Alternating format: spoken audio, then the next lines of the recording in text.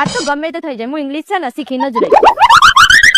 અલ્યા પાછું મારું અભણ 400 હાથ હું કરવા બેઠ્યું? ઓય તું શું કરી? આ મારા ચોપડામાં તું શું લખી? કોઈ નહીં, આ રોજ રોજ તમે એમ નહીં કહેતા અભણ બૈરું, એટલે આ ફેર તો છે ને હું ઇંગ્લિશ શીખીને જ રહીશ.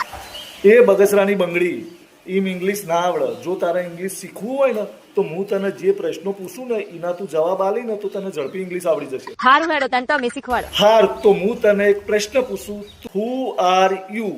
હવે તું મને એનો જવાબ આપ. આઈ એમ ફાઇન.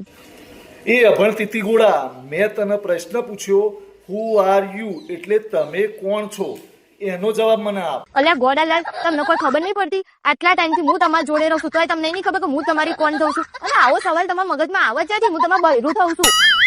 એ ભગવાન, તમે મને આવું બહેરું ચોથી ભટકાવ્યું.